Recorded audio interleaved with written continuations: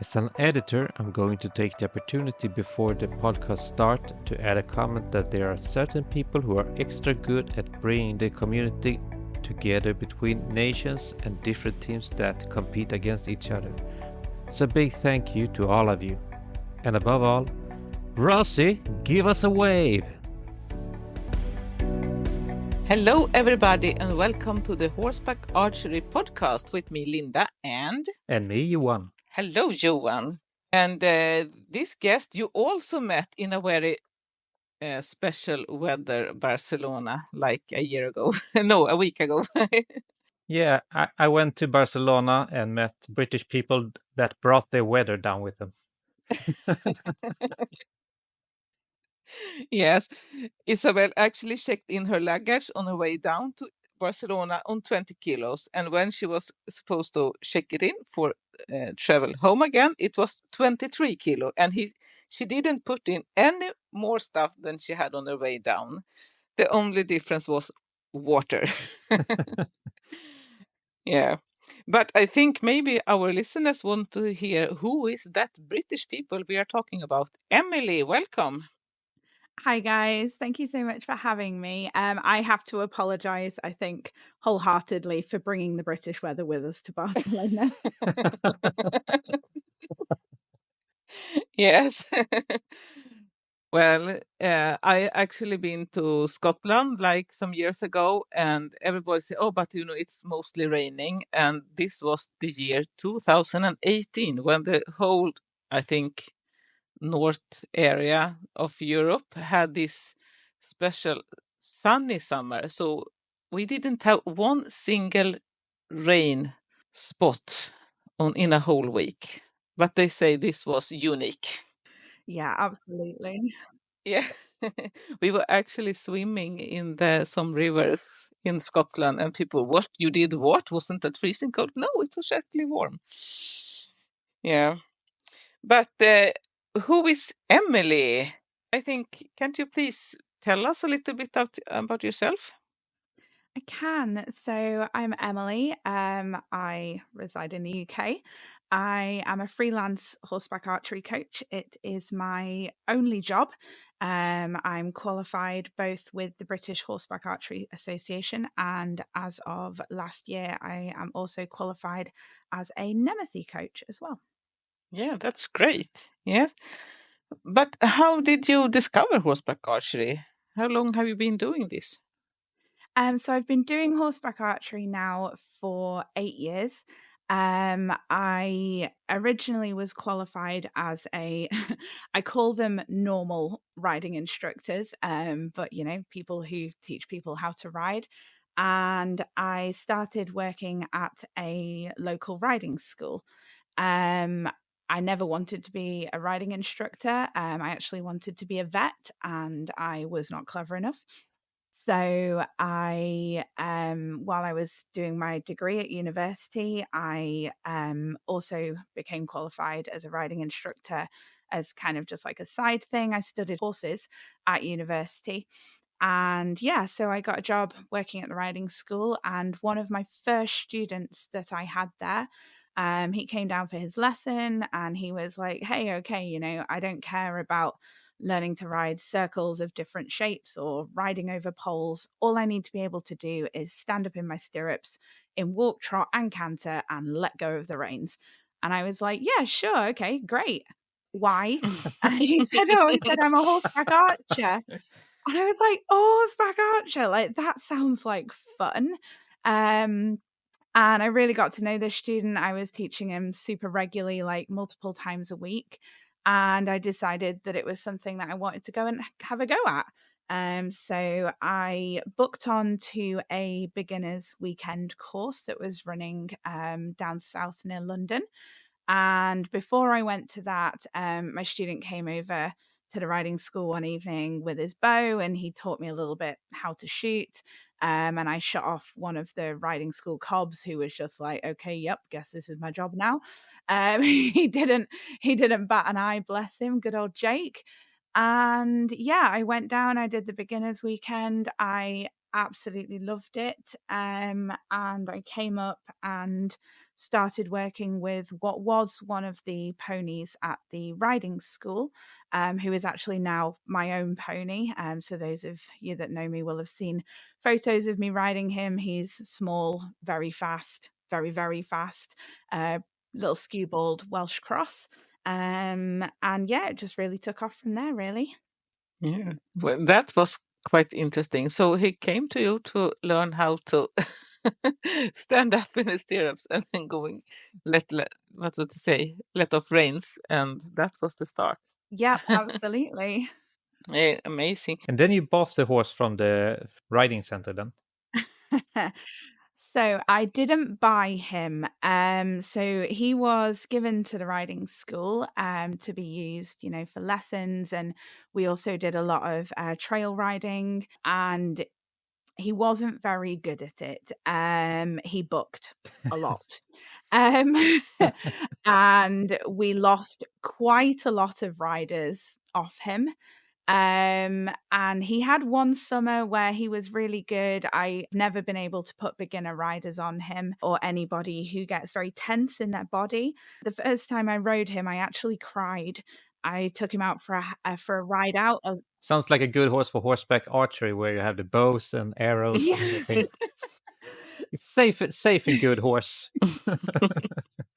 Yeah, so I took him out for a ride on the roads with my boss, and he was so just up and excited. And I spent the whole ride just clinging on to him, and I was like, oh my goodness, he's going to kill me. And I cried most of the way round this ride. And then my boss made me keep riding him because I was being a wimp. And I eventually realized that actually he's not scared of anything. He's not a spooky horse, he's not lucky. He's just like, let me go, let me go, let me go. So yeah, but he did have a booking problem, and we got to the stage where he'd thrown quite a few children off, and my boss banned him from the riding school. Um, we kept him at the riding school because I was still using him as a ride lead, so I could take him out with me riding him with the clients following. But he was not for clients to ride, and I was also doing quite a lot of archery on him. And then after COVID in the UK, as I think for much of the world, everything stopped. The riding school basically closed down for 6, 7, 8 months. During that time, he went lame, and we were starting to get going again with the riding school, and I was bringing him back into work. My boss was like, look, I'm going to have to sell him because he can't be ridden. He's not making us any money. He's just costing us money, and he's a bit of a horror bag. I said to her, I sort of knew that you were going to sell him, and I'm wondering, could we work out something where I pay for him over time? And then 2 weeks later, he had been kicking his stable door down at 5 a.m. every morning. And my boss was essentially just like, please just take him. So I took him. And that's how I ended up with Sebastian. Aw. Well, I'm sure he's what to say, he's more happy now. He absolutely loves his life. He mostly does archery. We do some riding out and, other fun things, but archery is what he loves. Then he find a good home. Yes. Yes, for sure. But then you had a lot of experience in horses and riding and everything like that. But archery, had you ever done archery before? I actually hadn't. I have never done target archery. I have shot one arrow ever off an Olympic recurve bow and one arrow ever from a compound bow. But aside from that, zero archery experience. Well, I think that's the most common because sometimes we meet these people that have been archer for several years and see this and get like, oh, I want to learn how to ride a horse so I can do horseback archery. But most of the people seems to be from the horse world and find horseback archery. So it seems like that's the most common. But you say that you today only work with horseback archery, so it must be a big impact in your life. When did you decide to do this as a business? Yeah, absolutely. So I became a horseback archery coach. So in the UK, the British Horseback Archery Association has qualifications that the members can take. We have 3 qualifications for horseback archery and 3 qualifications for coaches. So the levels are club, intermediate, and advanced. So we'd sort of floated the idea of the riding school that I was working at becoming a horseback archery school where people could come and have lessons on the horses. And I went off up to a camp that was being hosted by another coach from the UK in order for me to get signed off as a coach. I have to say, when I first started as a club coach, I had a lot of horse knowledge, but the archery was okay, but not fantastic. But I could teach people to be safe with a bow and arrow on a horse. So I came back from that camp qualified as a British Horseback Archery club coach. And we set up the riding school as a British Horseback Archery accredited school. And I really, really loved it. But one of the things I found was a lot of people were coming for the lessons and I would only ever see them once, and they were more doing it kind of like for the experience. So, they'd come, they'd learn to shoot on the ground, we'd put them on a horse, they'd shoot a few arrows off with fairly horrendous technique. They'd get the photo, put it on their Facebook and be like, hey, look what I did. And then I'd never see them again. Yeah, okay. And what I realized I wanted was for people to be able to take this seriously as an actual sport. And we had what they called a fire break during COVID. So they locked us down for a month, and it was in February. And probably not my smartest idea to quit my job in the middle of a global pandemic. But I handed my notice in and I set up EJM Horseback Archery, which is my business now. Well, it looked kind of like a smart idea because it turned out kind of good. It did, yes. It was always going to be a risk, but it's turned out absolutely fantastic and better than I ever thought it could have done. So yeah, I'm thrilled. But if you had those training for trainers already for 8 years ago, then horseback archery must have been at least some spread out through the UK. Yeah, so at the time, I was a member of a British Horseback Archery Club, which is the Ribble Valley Mounted Archers. So I was already attending that club and training. And when I became a coach and went on to be a freelance, I was actually already coaching at that club. When we came out of the pandemic, I became the coach for the Ribble Valley Mounted Archers. So I kind of was able to build a little bit of my student base through some of those club members. A lot of them I still teach today.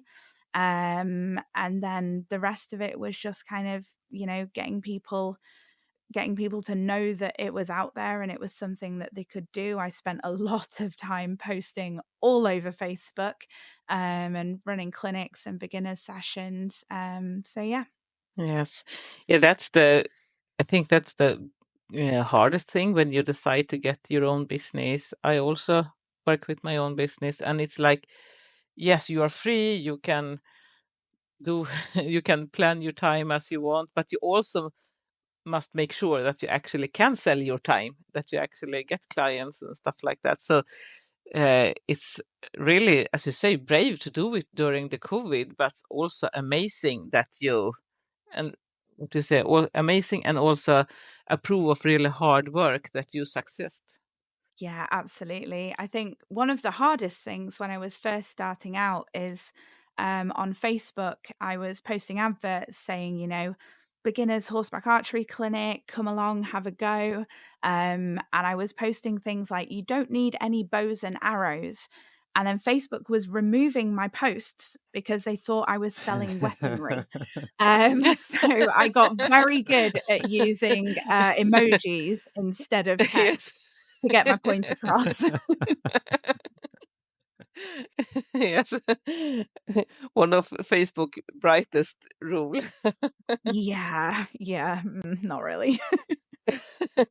Yes. Yeah, it's like when you have these groups on Facebook for like pets and stuff, and you are not allowed to sell alive pets. So people put in emojis like, "Oh, I have this rabbit, and he's looking for a new," and that's a picture of a house. Yep, that's exactly how I have to post my adverts. It drives me nuts. Yeah. Yes. Did it take you a long time before you find out the problem why your ads just disappeared? No, I would get a notification to say my post had been removed because it violated the community standards, and then I'd click on it and it'd be like, "You're trying to sell weapons." No, I'm not. And then I did have a few as well where it thought I was trying to sell the horse. So that was something else because I would always put, you do need your own horse to attend these lessons. So yeah, a few times it thought I was selling horses, which I also was not doing. But that is something here in Sweden. We have a lot of people that want to do horseback archery, but they don't have their own horse. But you succeed anyway. Yeah, maybe more people have their own horse in the UK. Yeah, so we definitely have that problem here in the UK.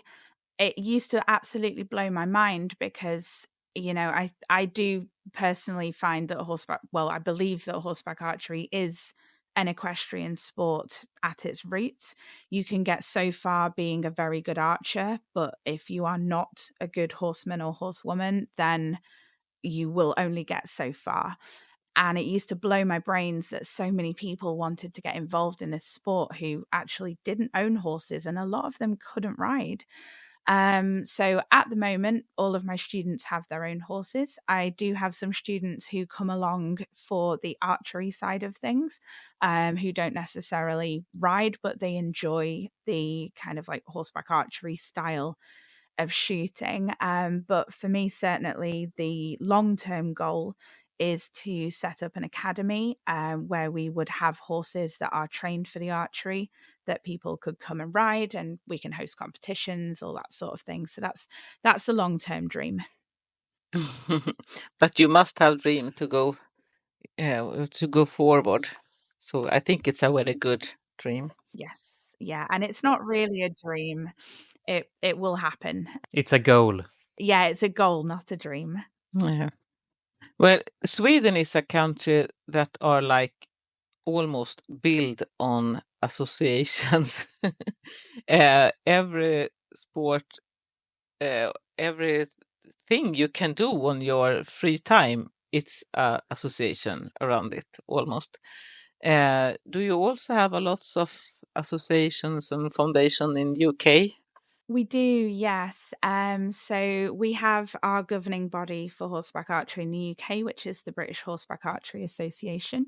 I'm actually a director for the British Horseback Archery Association and have been for 6 years, maybe 5. Oh, that's good. Yes. So my role on the board is I look after qualifications and gradings. This year we were super excited because we got accepted into the British Equestrian Federation. Oh, yeah. So that means that we are now officially a recognised sport in the UK, both equestrian sport and actual sport.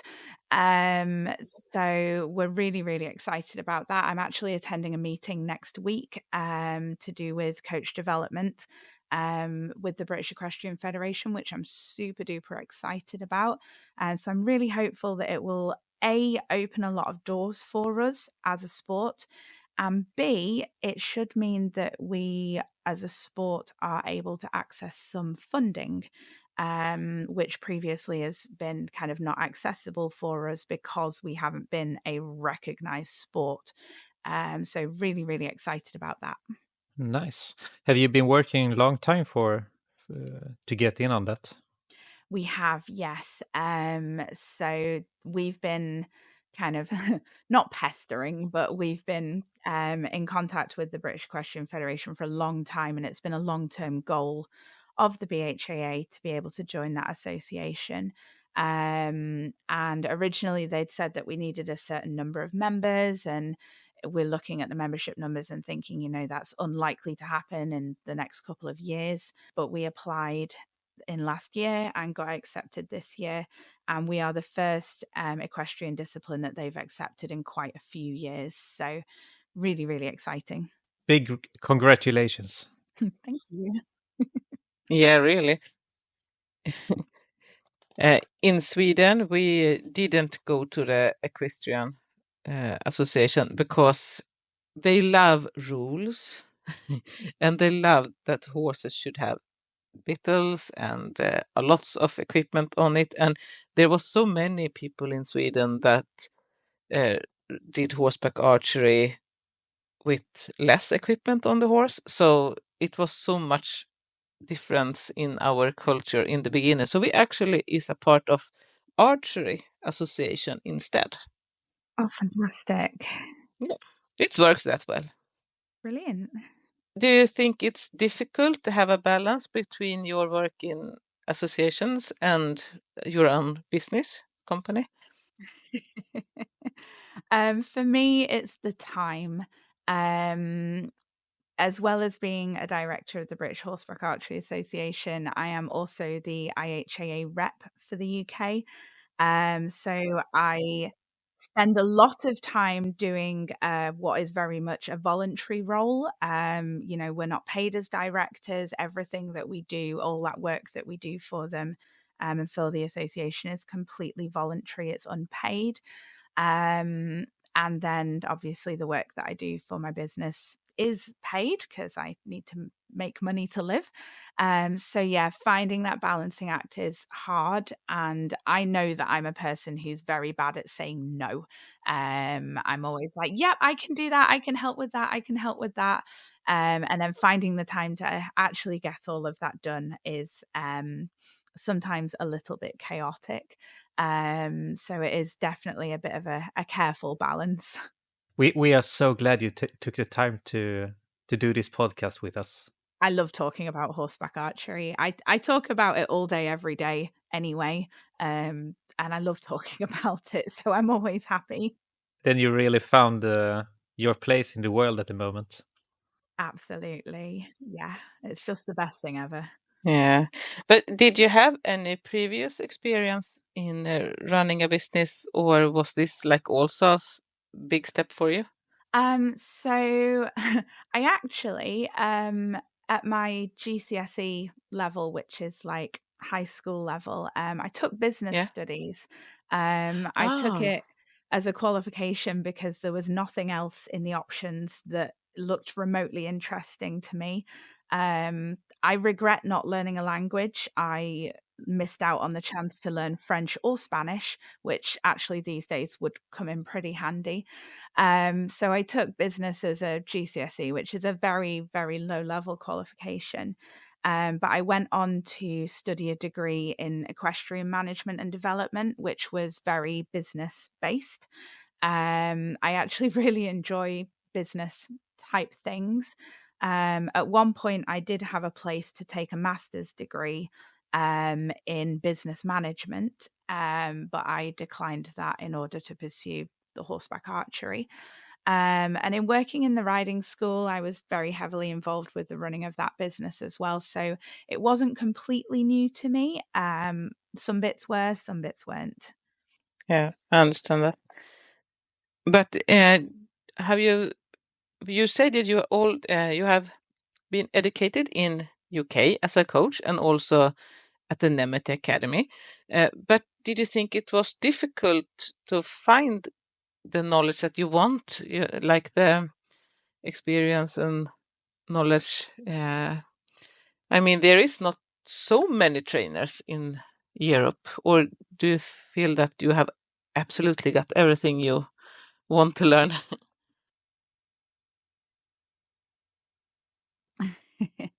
I think you never stop learning.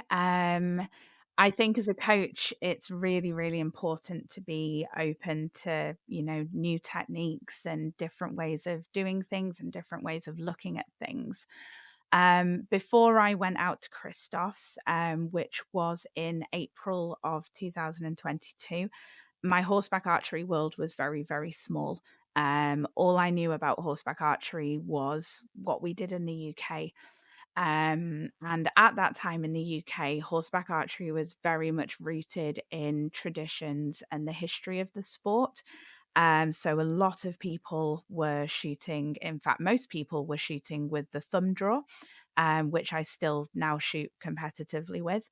A lot of people shooting with wooden arrows. A lot of people, certainly the coach that I had at the time, was a big believer that you needed quite a high poundage bow. So my first horse bow was 35-pound draw weight. And my Oi. second horse bow was 30-pound draw weight. Yep. I've got photos of me pulling it right back behind my ear. And I'd seen Christoph's Train the Trainer boot camp on Facebook advertised. And I looked at it and I was like, oh my goodness, fantastic. I would love to go. And after I'd spoken to the chair of the BHAA, she really encouraged me to go. And I did receive some financial support to be able to go, which I'm really super grateful for. And going out to That's nice. Christmas, I genuinely could not have done that without it. And going out to Christos for me literally changed my life. I spent the entire first day in floods of tears because I was like, oh my goodness, I'm terrible. What am I doing here? I can't do this. And by the last day, I spent definitely got myself a reputation for being a crier, because the last day I spent the whole day crying because I didn't want to go home. Um, so it completely changed the way that I viewed horseback archery as a sport, the way that I teach. I went back in June to do the second module and take my teacher exams. I have done some fairly high level qualifications in the UK. I'm qualified with the British Horse Society, which all of their exams are pretty tough. And I have a degree. I grew up doing dance, so I did loads of dance exams. And I have never experienced anything as thorough as the Nemethy coach exams. I absolutely loved it. I passed in June as a Nemethy riding coach. I didn't pass my archery coach the first time round, and I didn't deserve to pass. You pull your tasks out of a hat, and you have to be 150% confident with every single one of them because it's completely random which one you get. And I got one out of the two that I knew if I got those that I was not going to pass. And it's not good to go into an exam knowing that you're probably going to fail. Becomes a bit of a self-fulfilling prophecy sometimes. But I left the academy still just absolutely amazed that I'd passed my riding coach. I'm really, really keen to go out and take my exams and finish the qualification.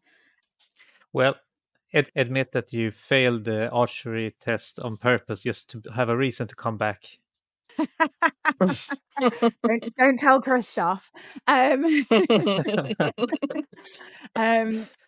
so I was very lucky that Christoph offered for me to stay behind after the 2023 World Cup to retake my archery coach, which I passed with flying colours the second time round and went on to pass my horseback archery coach. So yeah, I realized at the beginning I said that it was last year that I passed as a Nemethy coach. It wasn't. It was 2023. Yeah, it's almost last year. We're only in March so far. When you think about it, when you compare your first education to be a horseback archery in GB in Great Britain compared to the one at Christoph's place? Oh my goodness. Just completely worlds apart. It was very rare in the UK at the time to see anybody shooting with the Mediterranean draw. Um, I was pleased that when I went to Christoph's that he sort of, was like, "You're okay with the thumb draw, keep with it." But I actually do now teach all of my students Mediterranean draw. I have quite a few students shooting now with the Slavic draw, and barely any students shooting with thumb draw. Oh, interesting. But I know now when you was in Spain and brought your bad weather with you. No, just kidding. But I know that you did pretty good score because I sent you a message also. Isn't it difficult to both competing and coach other, or you just such a I don't know. What you say? You want this so much, so you give how much of your energy as it takes to both compete and coach others. She already told us she's a master with multitasking. Yes, multitasking is definitely part of it. So I first started taking students to competitions with me actually when I attended the competition in Sweden Yes, with you, Linda. So yes. before that, I'd only ever attended competitions on my own, usually as part of the Great British team. So I competed out in Turkey for my first international as part of the European Grand Prix in 2022. And I was lucky enough to get selected for the European Championship team that year as well in France. So by the time I'd started taking students to competitions, I was fairly confident in how it all works. And we do a lot of prep work at home. All of my students are very aware that when we're abroad, the expectation is that they will help other students as well. In France, I think I had 7 students with me. And in Barcelona this time round, I had 4 students as well as my partner Richard, who you guys know. It takes a lot of organization. I'm a lover of a good color coded spreadsheet. So the night before competition, when we got our groups, I organize where all of my students are, when they're competing, and then I work backwards. So I work out when they need to go and get their horse, when they need to do their ground warm up if they want to do that. And then I work out who is available to help each other on the track. I try to make it so that my students don't have to help anybody until after they've competed, but it's not always possible. And I'm definitely don't get that luxury. But yeah, it takes a lot out of me. But I so enjoy watching my students compete and watching them come on and progress. So it makes it all worth it, really. Yeah. I think I must learn a bit from you to both focus on my own performance and help others. It is so difficult. Eh, I what is it? If I go compete, then I go compete. If I teach other or help other, then I teach others. But you for sure prove that you can do both. I think I really should learn about that planning the night before. Yeah, maybe. I think some people think I'm mad, but for me, I'm very visual. I'm visual in the way that I learn, and I need to be able to see it and see where everybody is. And yeah, it works for me. Yes. I actually think it would help my mindset also at competition, because now it's more like I got like 1.5 hour. Yeah, it's time to go and start with the horse, and no planning before that. I should be there at that time, or I just kind of whim it. It is something that you learn as you go along. Yeah, absolutely. But I think, as you say, to plan everything and talk as a team, I think that is a really good thing to do because everybody needs help at some point at a competition. And if you have come together as a group and, okay, you are in that group, you are that number, you have that horse, then you can help him, you can, I think that is really good for not only good planning and everybody has a good chance to do a good result, but also the team spirit. Yeah. That you actually feel that you are a team that come together and do this together and help each other and enjoy each other's result and everything like that. Yeah, absolutely. The sense of team spirit and, working as Yes. a team is so, so important for me and for my students as well. But do you teach your students to do this planning thing also? I mean, it's gonna be competitions that you're not gonna be there. So then they're gonna be standing there without you. Okay, so you want to go to a clinic with Emily, you mean, and learn how to planning? Do I hear the I, right I, thi- question? I I think that might be needed. This could be a new business idea for me, planning with Emily. Um, Yes. so at the moment, I attend all of the competitions with my students. It's very rare that I am not also competing. I actually really enjoyed coming out to Sweden with you guys and not competing and just getting to play team manager for the week. But I do love competing. Middle of last year, I'd convinced myself that I needed to stop competing and focus on my students, but I've kind of found my mojo again towards the end of last year and coming into this year, and decided that actually, no, at the moment, I can still do both. And I think in a few years, my students will all be better than me and I won't get a place on the teams anymore. So I'm going to enjoy it while I can. But yeah, so at the moment, I very much do kind of that organizing. Having said that, so for example, last year we hosted the British Championships. So to host the championships and have a lot of my students competing there as well, I did need backup. And I do have some of my students who are also coaches, or even not coaches, but just fantastic human beings. So we have a really good kind of band together. Everybody gets in and helps. So actually, I did have a lot of help with organizing my students for the championships last year. Yeah, that's nice. Yes. Last week in this podcast, we had an episode with a mental coach about performance, anxiety, and competition nerves and stuff like that. Do you think that is big problem, or do you have any, what do you say, strategy to help students that get a bit nervous? Yeah. So I wouldn't say that it's a huge problem. However, it does crop up from time to time in a variety of students. So we actually work fairly closely with a sports psychologist. He is absolutely fantastic, and he's been supporting us on and off for 2 years now. So this winter we actually ran an online sports psychology boot camp. We've done 7 sessions from October and we'll be finishing in April.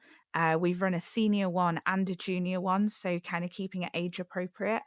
And the stuff that he goes through is just absolutely phenomenal. Recently, we've been looking at visualization techniques, looking at techniques for kind of being able to manage emotions and relaxation as well. And I have to say, the majority of my students who were competing out in Barcelona last week have been attending these online workshops, and the difference has just been like I noticed a huge difference. So yeah, it is something that I try to look at my coaching very holistically. So, as well as teaching the archery and teaching the riding and teaching the horseback archery, we look a lot at the horsemanship skills. We look at the mental side of it. I'm starting now to get a little bit more into kind of like the strength and conditioning, the fitness side of it, like flexibility, all that kind of stuff. So it all ties in. But yeah, the psychology side of it has definitely been a big focus for us over the last 12 months. Yes. Yeah, I think, as you say, it's maybe not a huge problem, but for those who get problems with it, it's a huge problem for them Yes, absolutely. because you can really get stuck in it. Like, I think it's difficult to find a way out of it if you have it as a bad habit, or maybe not bad habit, but you know what I mean. The brain just take over, and Yeah, no, it really can be. yes. Absolutely. And I'm a really big believer in sending my students to specialists if they are having a problem with something. So, we're having a problem with anxiety, competition, nerves. Right, let's get the sports psychologist in and let's get chatting and see what we can do to fix this. I think it's good. Did you have the online course that you and the students were on one place, or everyone home at their own computer doing this? So everybody was at home. We've had people from all around the UK joining in on these sessions. So it's hopefully been a really fantastic resource for everybody. I know that it has been for me. What is your dream, the future of this sport? My personal future is getting the Horseback Archery Academy set up, Yeah. a place where we can run regular training, weekly trainings. People can come and stay and train and compete. We can host big national and international competitions. We'll have the all-weather tracks because, as you know, it rains a lot in England, and when we're when we're on the grass in the fields, it's not fantastic. So for me, that's my personal dream. And my goal for the sport is that it becomes well recognized. I don't think that horseback archery will ever get to the realms of how people know about the dressage and the show jumping and eventing, but I would like to live in a world where I don't say, oh, I'm a horseback archery coach, and people say, what's that? They'll go, oh yeah, I've heard about that looks really cool. So yeah, for me it's just about bringing as many people into the sport as we can, and improving the standards as well. The standard of horseback archery in the UK in the last 2 or 3 years has absolutely shot up, and I'd like to see that continue. Yeah. Yeah. Some of the guests we have in this podcast, they are talking about they would like it to be a part of the Olympia Games, and other people say no, it's too much rules about Olympia Games. So it's really nice to hear different people's vision for the sport, because everybody is say that more what do you say, more practice. I can't say that word. You need to help me, Johan. Practitioner. Thank you. Yeah. Johan is my English teacher. No, everybody wants it to be a bigger sport, more recognized, more, but not everybody wants it to be Olympia Games. I should say everyone are very sure that they like to keep the community. Yes. Even though the sport need more money and all that, a lot of people seem to be a bit afraid about the community gonna take a hit when it gets more money into the sport. Yeah, absolutely.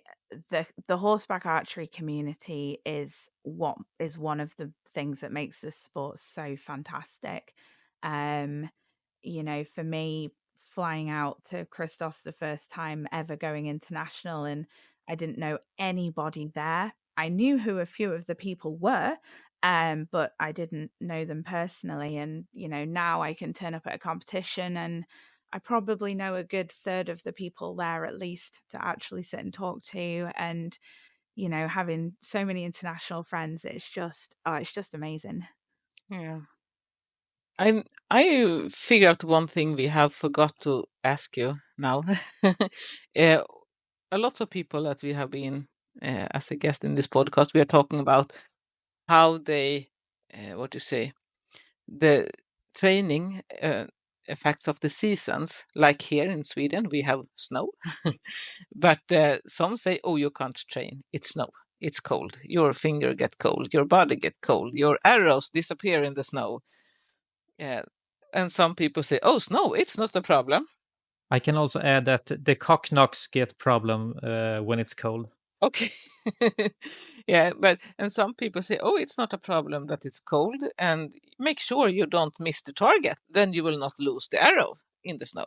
So, but I know Richard talked about that you had some problem with it's a little bit too wet in the ground in the winter. But for you as a what do you say, business manager, your own company, is it difficult for you to run your business in the winter time, or do you just move it to inside arenas?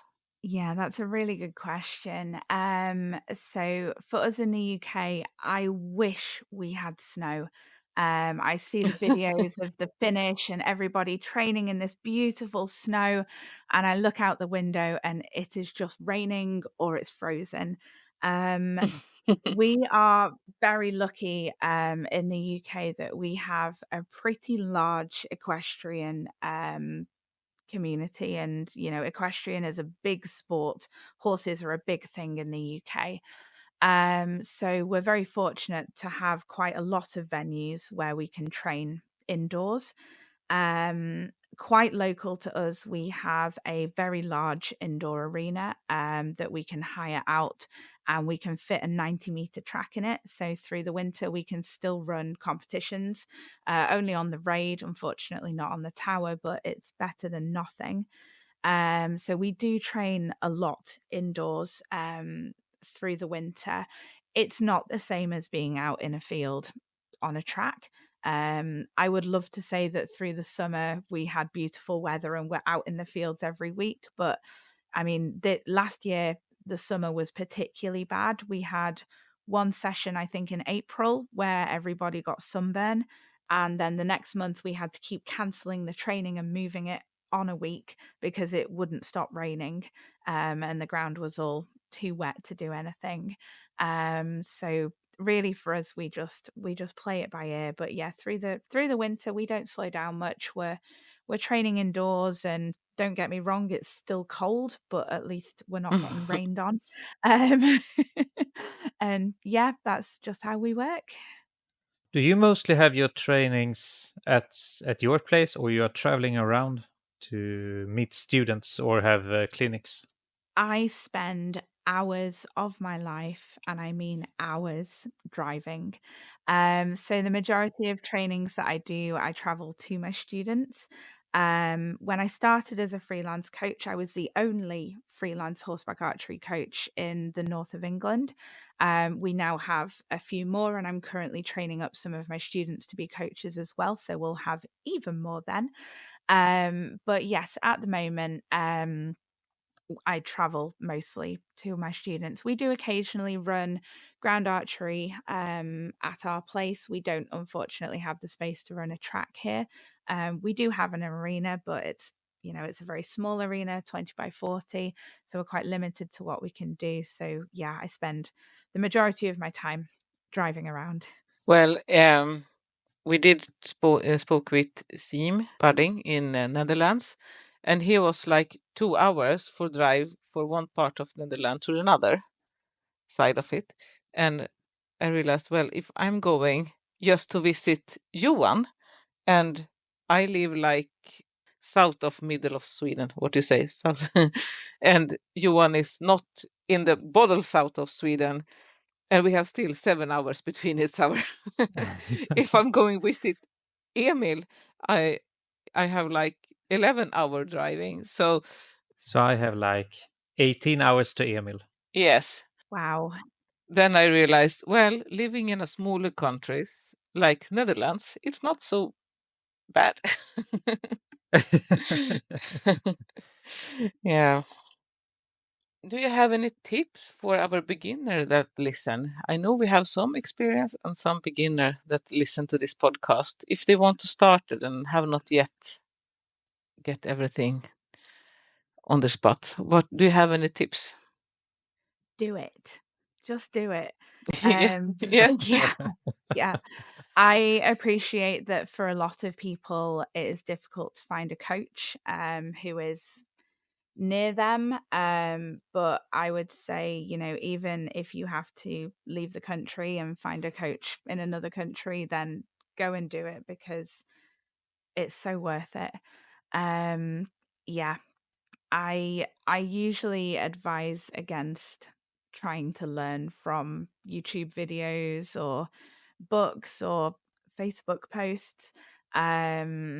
Self-taught is always a phrase that makes me feel a little bit scared. But yeah, my advice would be if you want to do it, find a coach and go and do it because it's the best sport ever. So you got any tip on what a person should be Google on to find a trainer? Oh my goodness. Good question. Um I think if you search horseback archery coach, I come up. I mean, you're all welcome to come and fly to me. So yeah, horseback archery or mounted archery, people use different versions of the phrase.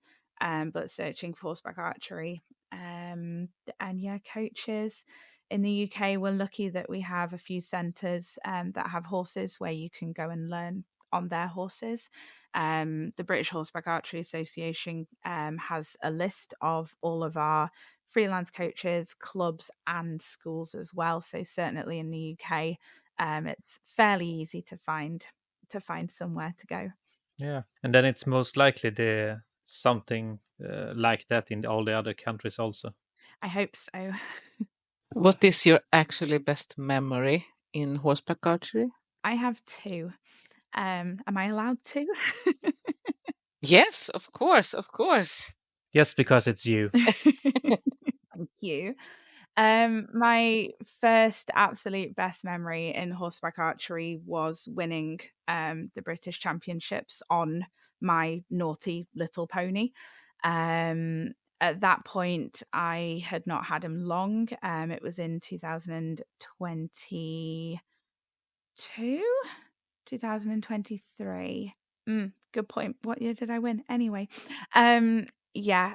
I attended the British Championships with my only goal was to not come last. I wanted to come in the top 10 and there were 11 competitors. That was my only goal and I just had a fantastic weekend. My pony was really well behaved. He runs very fast. He was running kind of 8.5 seconds, even on the tower. And I just had a really good run. And just to see from, where I'd come from and where my pony had come from, just to get to that point was just absolutely fantastic. My second favorite memory, this is going to make me sound very results orientated, and I'm not. But was attending the 2023 World Cup in Hungary with my partner Richard. So for a bit of background for those of you that haven't met Rhea and Richard, Richard, I took him for an archery lesson on his second date. He was a show jumper. He had never picked up a bow and arrow in his life. And I gave him an archery lesson, and he was like, oh my God, I want to do this. And we spent 6-7 months, maybe a little bit longer, training and training and training. And we went out to the World Cup. It was his first international trip and his first time competing in horseback archery. And he took the silver medal. And somehow I ended up with the bronze medal. So to get to stand up on the podium with my boyfriend, having both just won medals at this competition, In every single one of the photos, you can tell like both of us are crying our eyes out. He's going to kill me for telling you guys that. But No, it I was think he told us that in when we had his episode. excellent. I'm not going to be in trouble. But yeah,